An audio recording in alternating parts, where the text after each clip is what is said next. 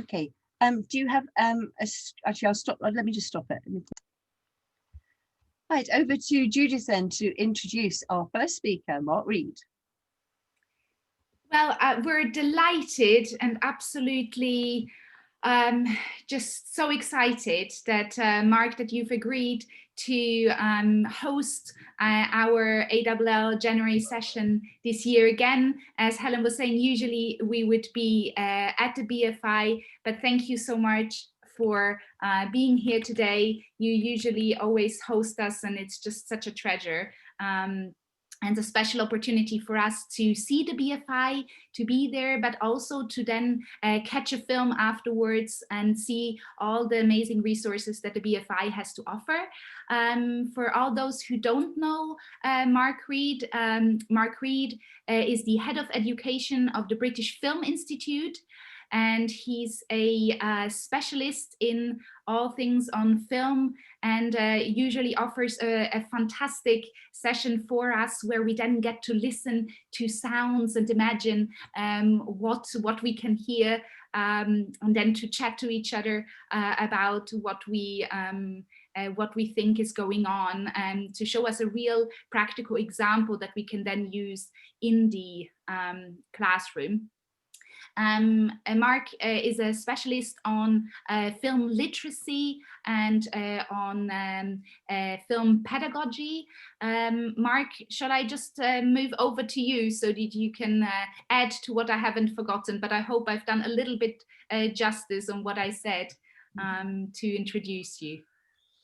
You've been too generous, Judith. Thank you very much. It's great to be here. Thank you, ALL London.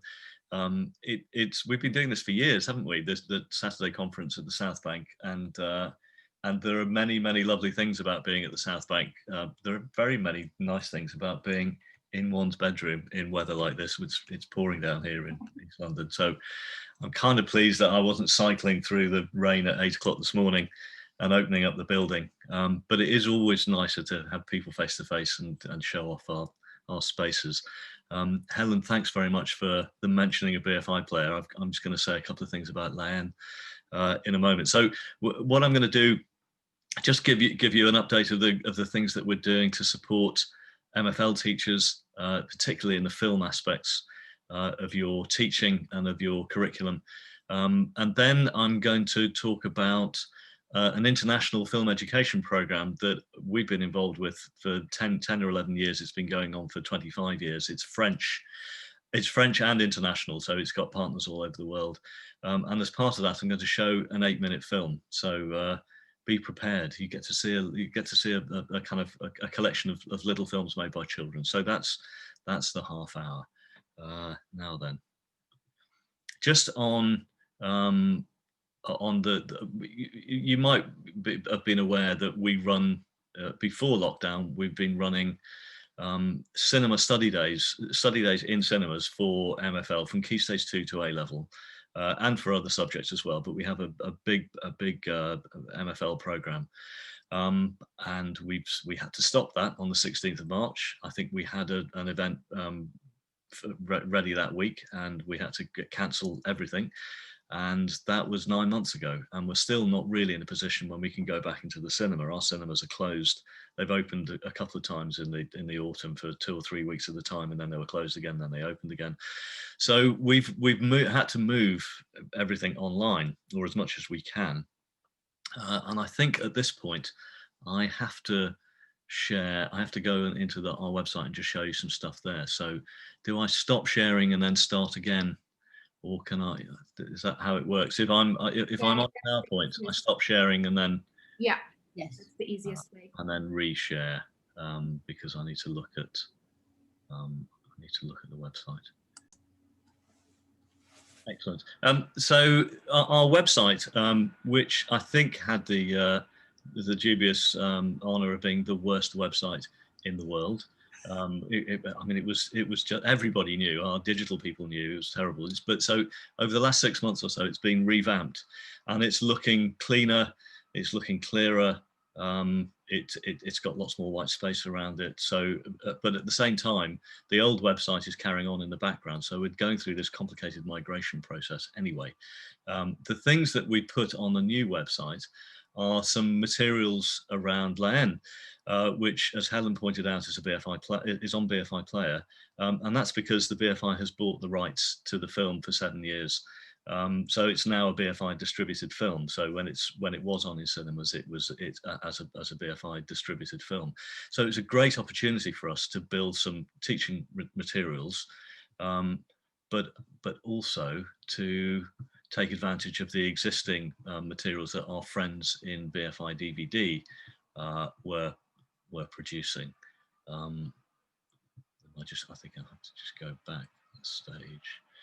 So, for example, we've got the Blu-ray essay booklet that you can download.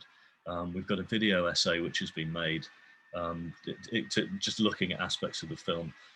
There was a Q&A with Matthew Kasovitz, which we put on the web pages, and Riz Ahmed that used it as a screen epiphany, a film that's had a big impact on him. So we've gathered those materials, and then we've written a set of materials, kind of bespoke materials for schools, for A-level, because it's an A-level set text. So we've extracted some of the key scenes, and we've created lesson plans and student worksheets to go with those. And one of these, I think that the final one, is a scene analysis. So it's where I think it's Emily, who's the presenter, does a voiced kind of exegesis of one of the key scenes. And the resources look like this. So they're kind of simple design, but they introduce ways of approaching the film, looking at particular scenes, kind of focused watching, and how to demonstrate. It's actually Karine, not Emily, who's our consultant who's working on this. So all of those materials there are at the moment they're all free, and they are supported by. I just have to do this again.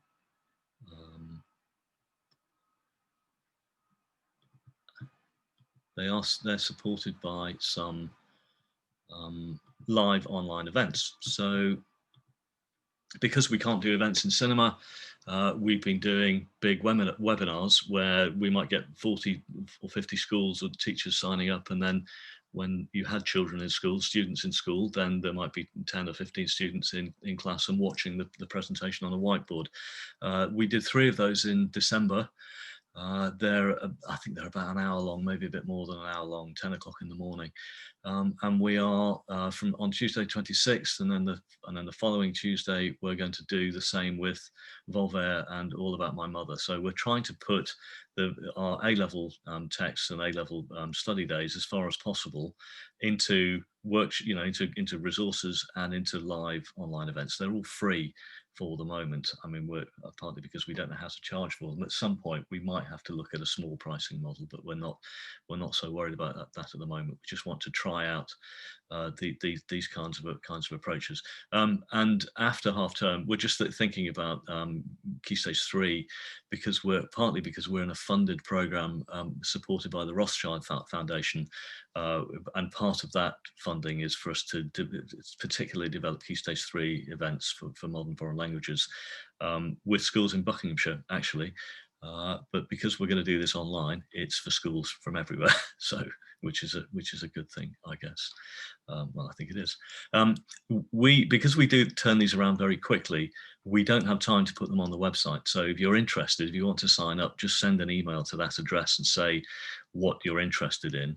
And then we can probably get you on the email list, or we can just send you the Zoom invites and get you signed up.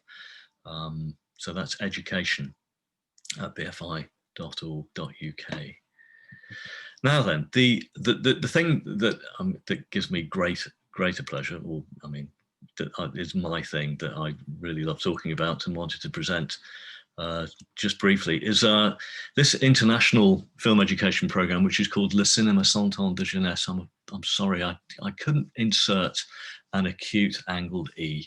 on my PowerPoint. I just couldn't make it happen. So I know I'm not spelling things properly by leaving out the accents. The Cinéma Saint-Anne de Jeunesse has been run by the Cinémathèque Française in Paris, which is like the sister organisation of the BFI South Bank, since 1995. And Saint-Anne de Jeunesse, but 1995, that's the centenary of the birth of cinema. If you're French, then cinema was invented in 1895. If you're American, it was a couple of years earlier. If you're from Leeds, you've got another view. But round about 100, it was round about 100 years old in 1995. And this is a program, it's 25, 26, it's probably in its 27th year, I think, actually. It's in lots and lots of countries all around the world. It's a very particular approach to watching, making, and talking about film. It has, you know the French and the seriousness with which they take cinema.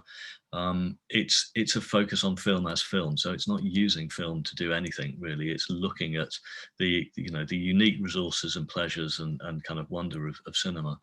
And it takes particular aesthetic themes, I suppose. So, like the relationship between reality and fiction in cinema, or how stories and filmmakers reveal and withhold information, montre cachet, which was a great year.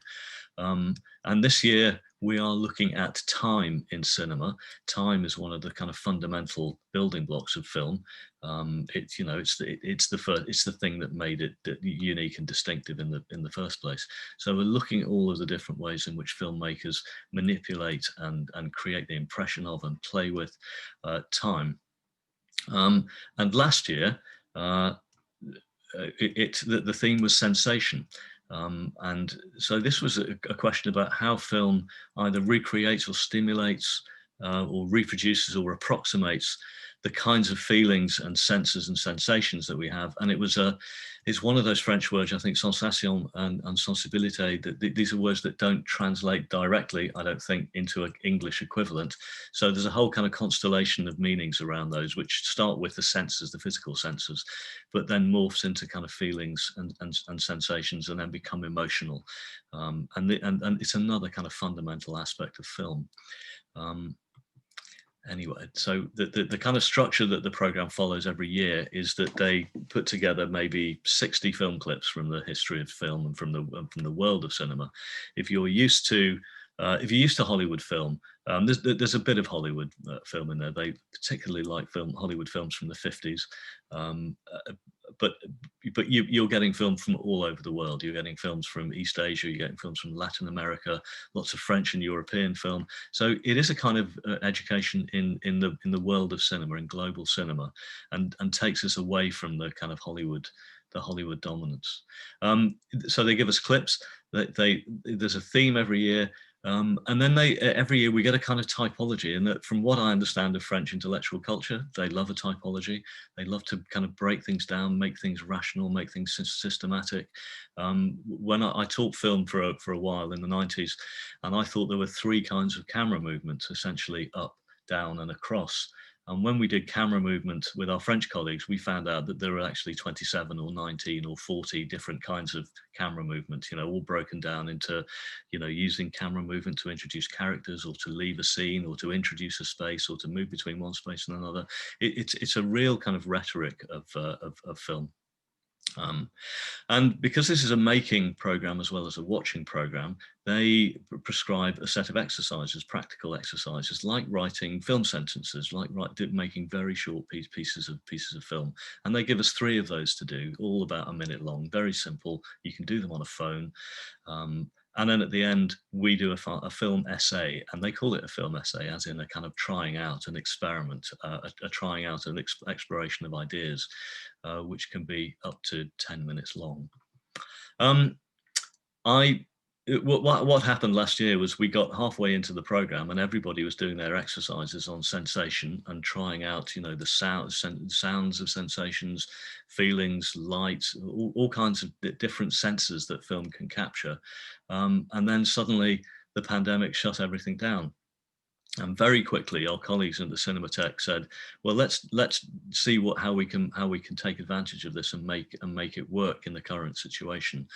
So the sensation exercises became sensation diaries, and everybody in these 15 countries, and this is from Chile to Japan, with lots of European countries in between, and some schools in England and Scotland.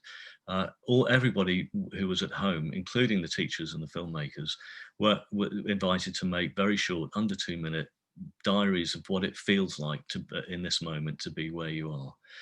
And in the end, I think they got 200 of these little short film diaries, which they compiled into little montages. And the one I'm going to play one of those montages now, I think. So every year the theme changes, and there's a blog every year, and the participants sign up to the blog. And I'm just going to stop sharing, go back to the website. Let's have a look. Here we go.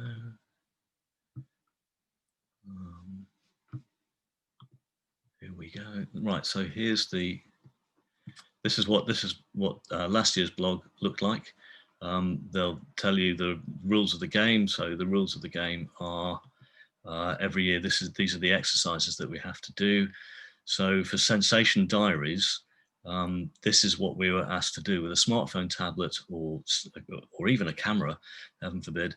Everyone films a sensation of their daily life by shooting one or more shots. Horizontal format, please, everybody, if anybody's going to try this, because that's how cinema looks best. Preferably a plan fixe, from a static position, total 2 minutes. You can add some elements that say, where you are and when you are. No music, but I think they mean diegetic, where you can have music, but it has to be in the sourced in the film rather than added afterwards. So the regles du jeu are very rigorously applied and stuck to, because we all want to be doing the same thing. And then we sent these films to the Cinematheque, and then they compiled some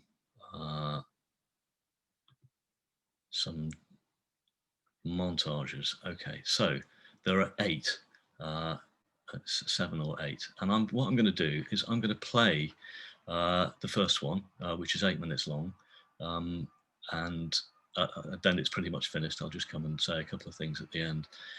But what you could do in the chat, just to keep this active and just to keep you engaged, is you could put in any sensations that you think are being, created or recreated, or that you're feeling while you're watching these. Because let's see whether they're actually working in the way that these filmmakers, who are aged between 7 and 18 years old, let's just see whether we're getting sensations from them. So I'm going to play. Enjoy.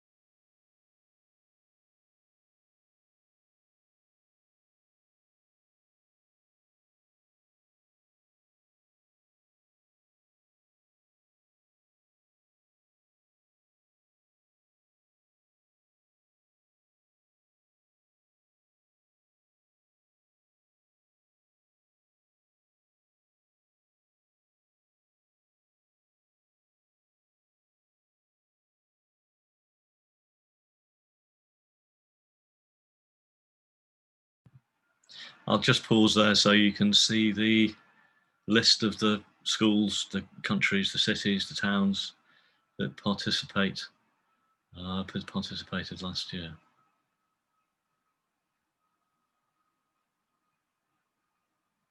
It's my favourite slide. I love that. I love that.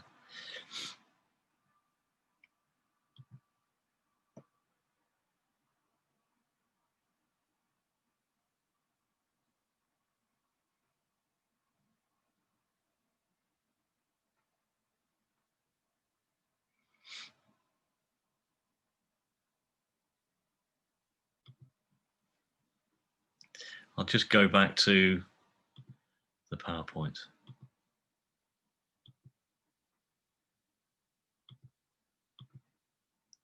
And I think, as a couple of people have said in the chat, when I just watched this again yesterday, and I kind of felt quite an overwhelming sense of nostalgia for lockdown 1. It's very strange. It feels like a kind of innocent time when we were thinking, oh, it's going to be a few weeks, and then then we'll go back to normal. And there's something kind of calming, as the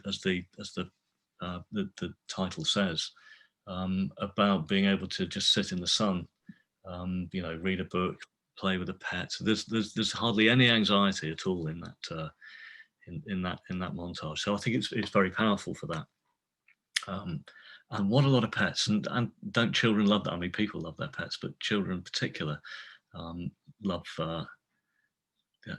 Just love the kind of physical comfort and the physical proximity, I think, of their pets. So I'm just thinking about how the value, the kinds of things that you might do yourselves if you wanted to follow this up. I mean, one thing, just watching films, as somebody said, watching it with now with a little boy, that watching films from all over the world that are made by children. I think children especially love films made by other children. They love to see the world from the child's eye view, from children's perspectives. And especially younger children, 7, 8, 9, 10-year-olds, are always kind of curious about films or representations of the world and experience of children their own age in a different place, because they know that they're fundamentally the same. It's something there's a very powerful understanding and connection, I think. And I think that is probably also the case for older children as well, just to see that teenagers have similar preoccupations, similar worries, similar phones, similar need to eat Raffaello chocolates, all the kinds of those experiences that bring the world, that bring people closer. I think I love these because they have very strong cinematic qualities, that these are helped by filmmakers and by teachers, even though they're all actually made by children. But they're picking out and recording things that have a kind of purpose to them, and have a point to them. And culturally, what's happened there? Excuse me. Culturally, we're getting insights into landscapes, cities, lives, livelihoods, people from all over the world. And some of these, I mean, not the ones that I just showed you now. There is speaking, so you could do some kind of more formal language at work if you wanted to. There are. You can email me if you want to find out more. We're doing another one this year on time in cinema. I can send out a little PowerPoint and some links and some clips, and it's just up to you to take it on. There is a website that the Cinematheque produces, which kind of compiles the best of. So you could go there and you could see lots of films made by children over the last 10 or 15 years, and that's at the Cinematheque.France. Cinema 100 ANS de Jeunesse, and it's in English. It's also in French, obviously, but it is in English. We translate it into English, and I do a little blog, which you've got a link to there. I'll just have a look in the chat and see if there's anything that I can. I mean, Judith, you asked about German earlier on, and we're going to have a look at under the MFL, the Key Stage 3. We'll be having a look at German. I'm not sure what we're up to with A level. I can ask about that. Thank you so much for sharing. I don't know how you all feel, but I just felt really fuzzy and warm just by watching these beautiful clips. It really calmed me down as well. So that was so beautiful that you shared that. Thank you so much, Mark. Would you mind putting so I've typed your email address into the chat, but would you mind putting the link also to the project, the Cinematheque link Yeah, I can there do as well? absolutely. Yeah. That'd be fantastic, because I think there's some who've asked about wanting to see the other projects as well. So that'd be fantastic. Thank you. Thank you so much for sharing that with Pleasure. us. And with regards to the BFI Study Days, I know these have been hugely popular. So I just wanted to say, like, usually I think they're fully booked after a very short time. So please do look up the digital resources that are now so generously freely available to everybody, which is really kind. So thank you so much for that. Are there any questions or anything we've missed?